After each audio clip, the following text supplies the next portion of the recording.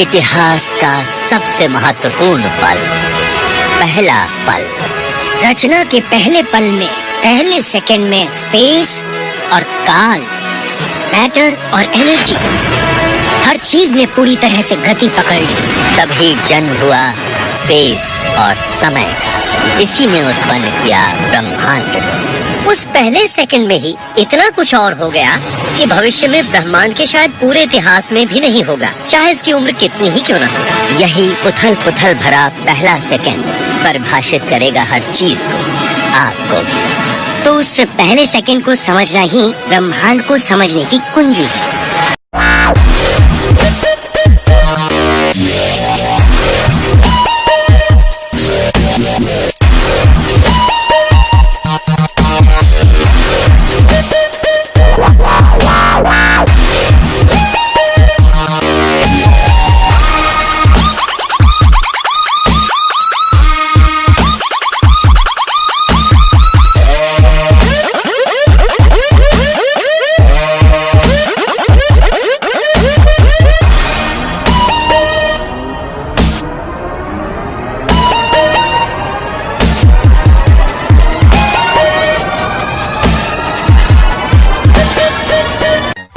जरा रात में आसमान पर हमारे ब्रह्मांड पर नजर डालकर देखिए।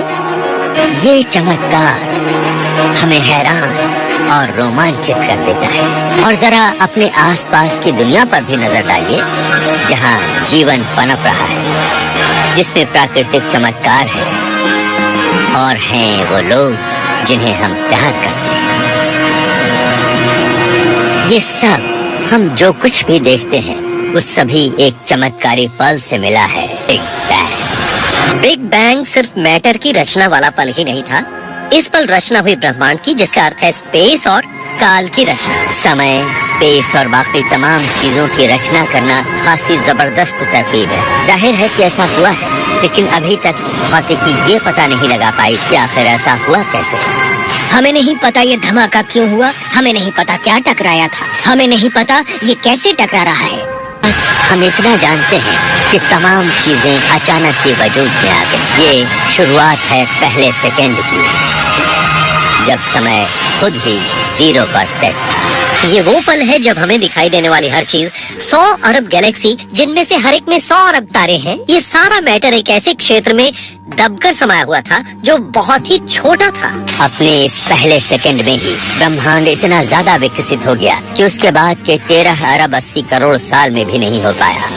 ब्रह्मांड का पहला सेकंड इसका अब तक का सबसे महत्वपूर्ण सेकंड था, और ये उस पहले सेकंड में ही इतने ज्यादा चरणों से गुजर गया है जितना ये आज तक नहीं गुजर पाया है। इतना कुछ इतनी जल्दी हो गया कि इसे समझने के लिए वैज्ञानिकों को समय का एकदम नया सिद्धांत चाहिए। इंसानों के लिए एक सेकंड बहुत ही छोटा समय है, पर जहाँ तक कि ब्रह्मांड का सवाल है, वहाँ इतने समय में बहुत कुछ हो सकता है। हम अपनी जिंदगी को घंटों, मिनटों और सेकंडों में नापते हैं, मगर ब्रह्मांड की रचना के टाइम स्केल पर ये गिनती बेकार है, क्योंकि बिग बैंग का फैलाव तो लगभग पलक झपकते ही हो गया था।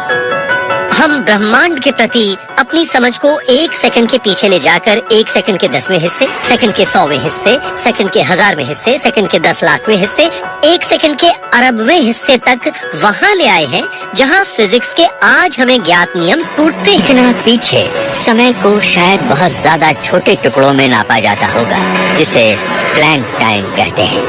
पहले सेकंड में क्या कुछ हुआ होगा, इसे समझने का एक तरीका ये है कि प्लैंक टाइम की यूनिट में सोचा जाए।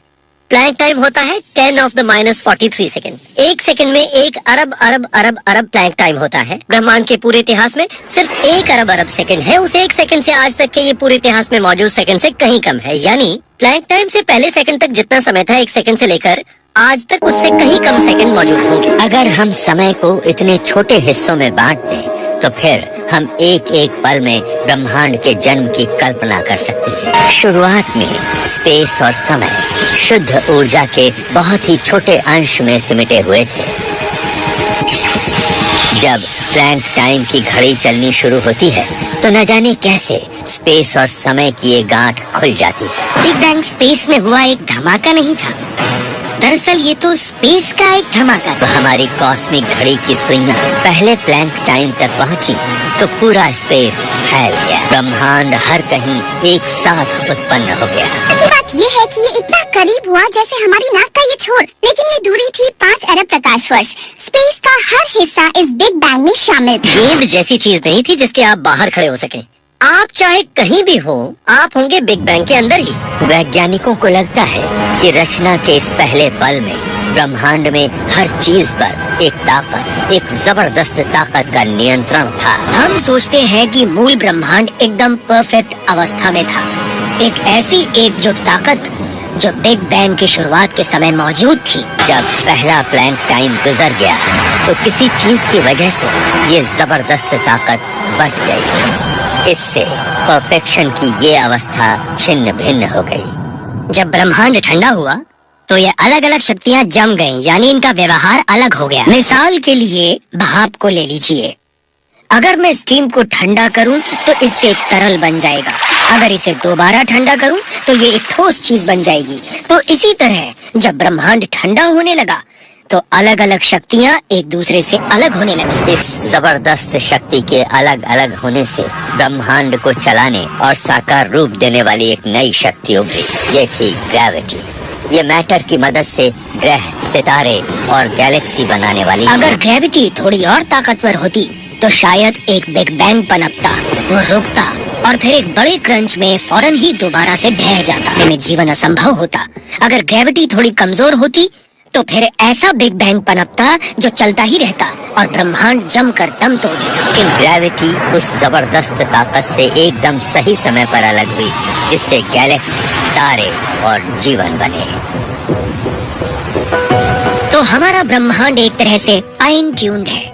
खुशकिस्मती से हमारे पास एक ऐसा ब्रह्मांड है जो धीरे धीरे फैलता है, जिससे डीएनए और जीवन की रचना संभव हो पाती है।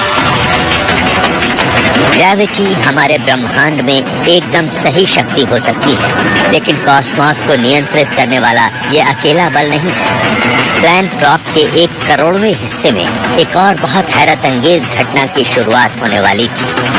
कॉस्मॉस के इतिहास में विकास की ये गति बहुत ही तेज होगी।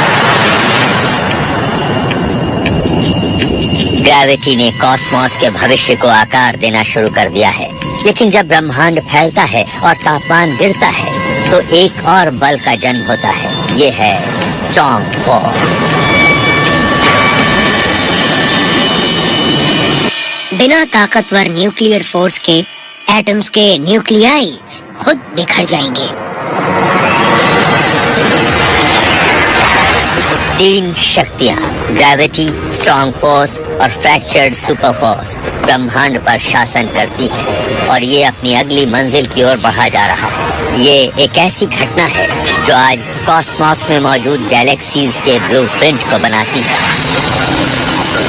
हमें लगता है कि ये घटना हुई थी क्योंकि ये बहुत समय से मौजूद एक रहस्य को उजागर करती है। हम ब्रह्मांड में जहाँ भी नजर डालते हैं हमें अरबों गैलेक्सीज समान रूप से फैली नजर आती हैं। हर दिशा में इनकी संख्या एक सी ही है। एक समय ऐसा जरूर रहा होगा जब ब्रह्मांड के ये सभी हिस्से एक दूसरे से जुड़े हुए रहे होंगे।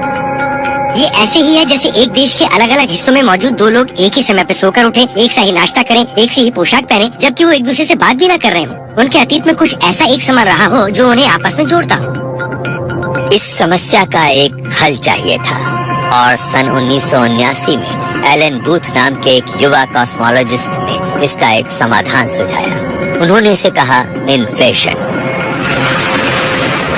ये बहुत रोमांचक है। मुझे अचानक लगा कि ये ब्रह्मांड के एक बहुत ही महत्वपूर्ण रहस्य की कुंजी हो सकती है, लेकिन साथ ही मैं बहुत नर्वस भी था क्योंकि ये मामला एकदम नया था और मुझे पक्का पता नहीं था कि मेरी बात सही है या गलत। बूथ का कहना था कि नवजात ब्रह्मांड को जबरदस्त बढ़ोतरी के दौर से गुजरना पड़ा था। कॉस्मिक इन्फ्लेशन ब्रह्मांड के बेहद